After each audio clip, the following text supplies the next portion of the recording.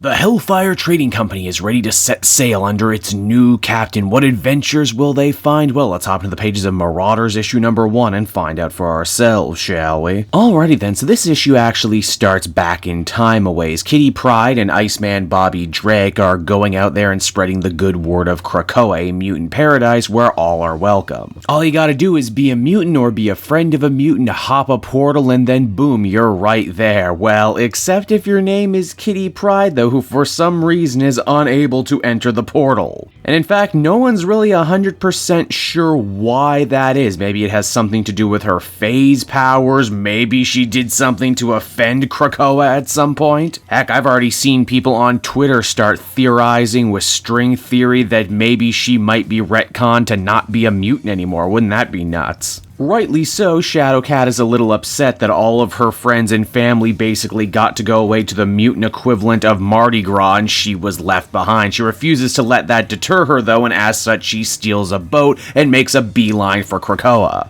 The only thing she can do to keep herself sane on the open sea is to write messages in bottles that actually end up getting intercepted by the American government. Don't worry though, there's nothing important in these letters. In fact, they're all jokes. I am the captain now. Lockheed sure does like the sea. He can eat fresh sushi whenever he wants. Coming to this island too also means that Kitty is able to bring some gifts for her good friend and mentor Wolverine, who has been going nuts on the recent Krakoan diet. He wants his damn Canadian club, and as many beers as you can possibly bring, and I mean, really, who can fault him on that? Not me. Iceman tells Kitty that they have top men hard at work on trying to solve this whole portal crisis for her, and oh yes, Bobby is very much interested in the top men because he's always been a bottom. Ho ho ho! If you love innuendo, this book is so filled with it. It's not long, too, before Kitty is actually psychically approached by Emma Frost with a brand new job offer. What I love about this interaction here is that Emma refuses to call Kitty Kitty and instead decides to call her Kate, because after all, you're a grown woman, Kate.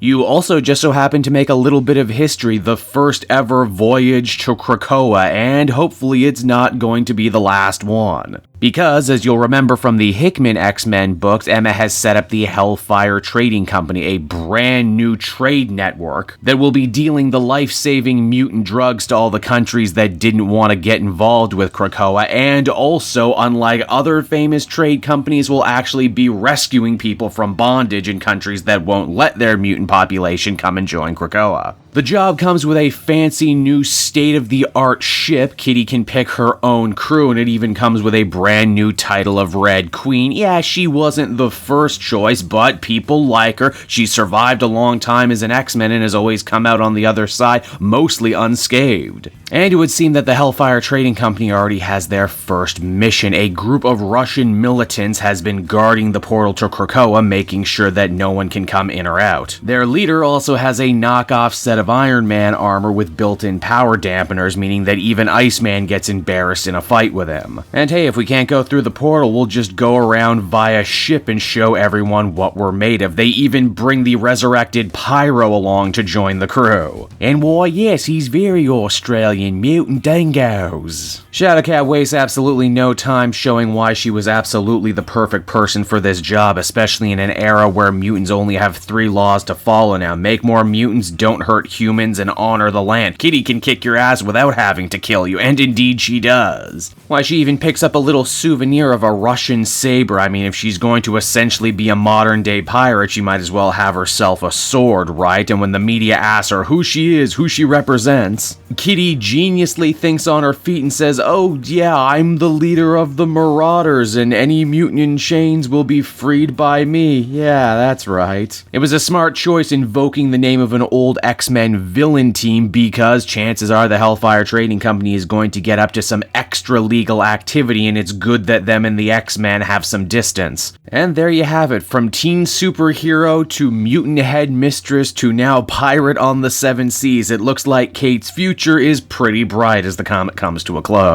And so that was Marauders issue number 1, everybody, and I think there was a lot of pressure on this book to succeed, considering that it's the first non-Hickman-centric X-Men book in this brand new line of of X books. And I am happy to report that I absolutely loved this one to death. It's fun, creative, endlessly funny, and I think comedy is the one secret ingredient that has been missing in X-Men up until this point. Jerry Duggan, who has always been, I think, one of the most underrated workman writers at Marvel, infuses this book with a lot of love and care, and the whole thing really is an amazing tribute to Kitty Pryde, why she's such a popular character and why she's endeared as long as she has. Overall, I would give this one a very positive 9 out of 10. These new Dawn of X books come out swinging, and man, could you imagine if they were all this good? We really would be in a golden age then, wouldn't we? Hey there everyone, it's your old pal Cape Joel again, and if you're seeing me right now, it means you watched to the end of the video, of which I will always be appreciative of. It really helps with retention and all that other good YouTube stuff. If you really like my work, you can check me out on social media. I have links